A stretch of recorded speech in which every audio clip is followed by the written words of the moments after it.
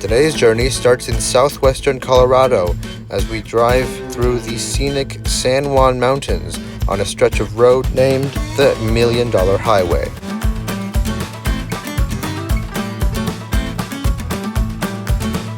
Soon we arrive in the old mining town of Silverton, Colorado. Silverton was established as a mining town back in 1874.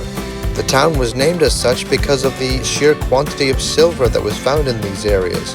They, quote, found silver by the ton. You can probably see what they did there. Following the closure of the Sunnyside mine in 1991, the town's mining industry failed, and then they transitioned to tourism.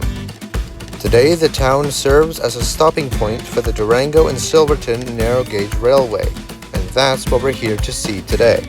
We arrived into town at about 11:30 a.m. and 15 minutes later, one of two trains that service the area arrived. This one being hauled by two Alco DL535E locomotives.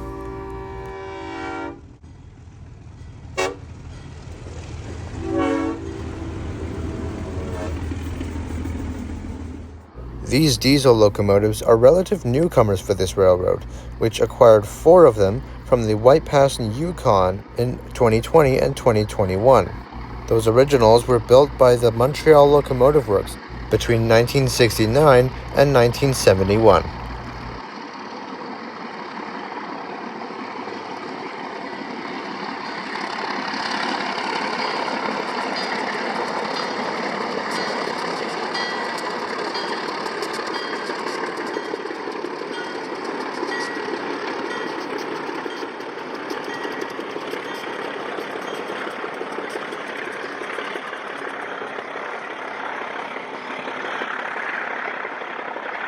After stopping smack dab in the middle of the street for some photo ops, the locomotives began reversing back towards the Y at the end of town to turn their train back around to head back to Durango.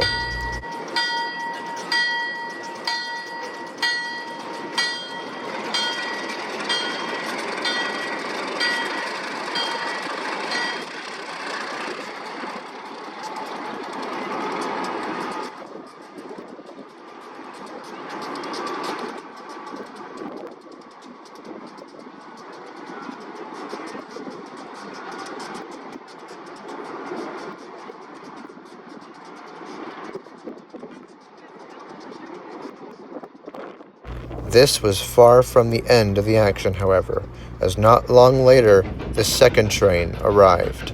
This one being hauled by what I had been waiting to see all day.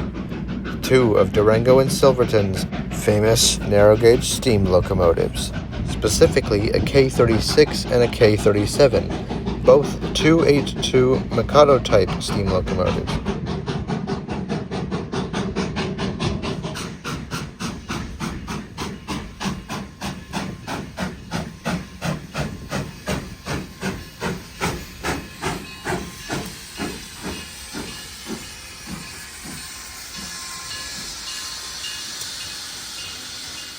The lead engine, the 482, was built by the Baldwin Locomotive Works in 1925.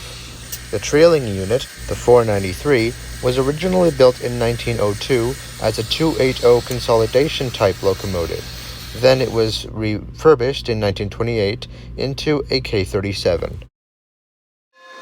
Just as the diesel locomotives had done minutes before, the steam locomotives stayed idled for a while as the passengers got off of the train and bystanders took pictures and video.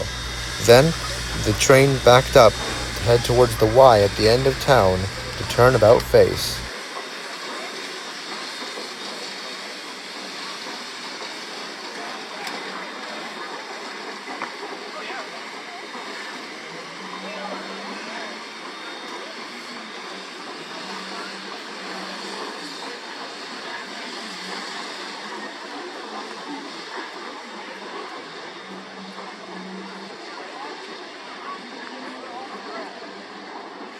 Before we headed towards Durango to meet the train there, we decided to swing around to the edge of town to watch this maneuver up close.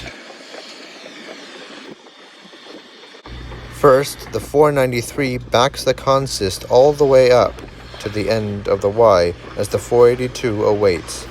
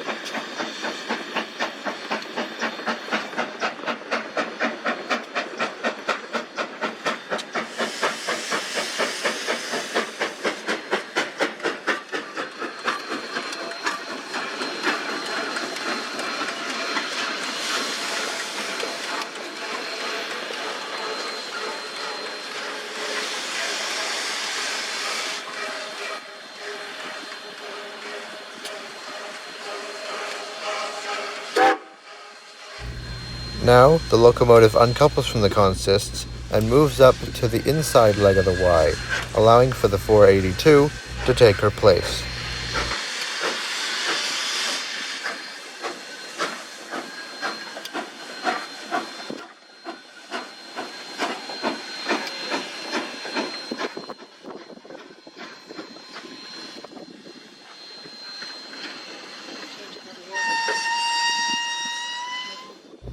Now it's time for the 482 to begin her backing move.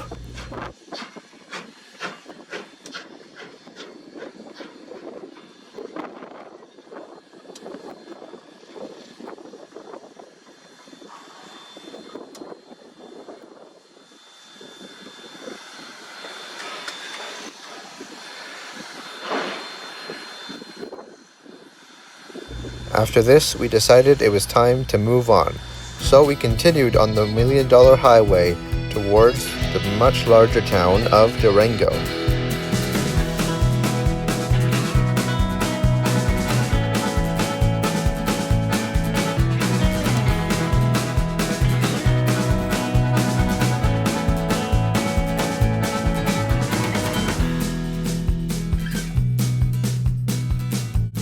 After about an hour's drive, we made it into town and pretty quickly were able to find the Railway Museum and Depot. We had plenty of time, as in a few hours before our train would get here, so we used that time to look around the museum. And what a museum it is. It may be technically classified as a railway museum, but there is so much more than just railway stuff here. Of course, they do still have a lot of railway stuff, such as this K36, number 486, and this impressive model railway.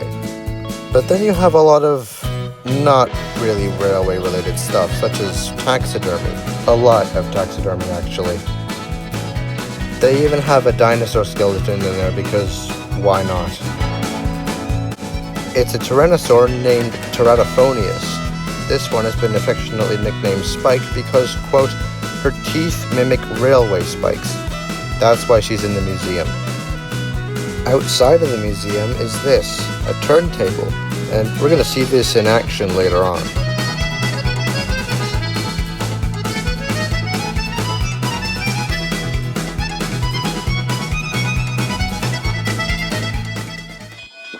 As we were exploring the museum, a train arrived, but it wasn't the train we saw in Silverton. It was a different one. This one doesn't go all the way to Silverton and then back. It goes about halfway and then comes back to Durango. It was led by number 476, a K-28 locomotive built by the American Locomotive Company in 1923.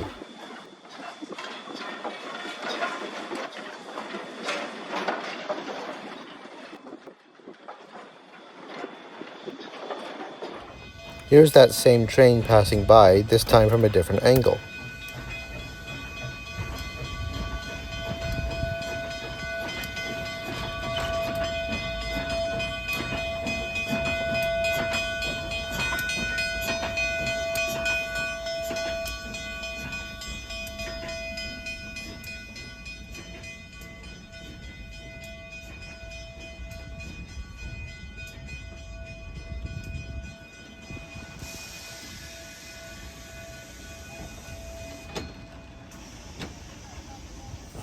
Shortly after arriving into town, the 476 made its way onto the turntable, where we watched as it was brought away into one of the sheds.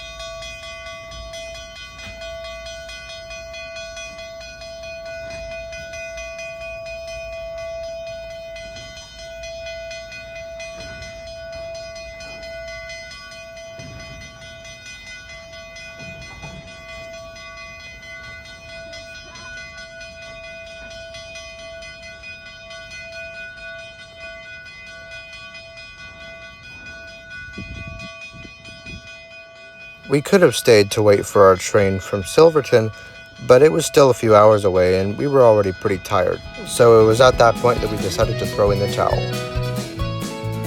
That'll do it for this video, but be sure to stay tuned as more rail fanning content will be coming your way very soon.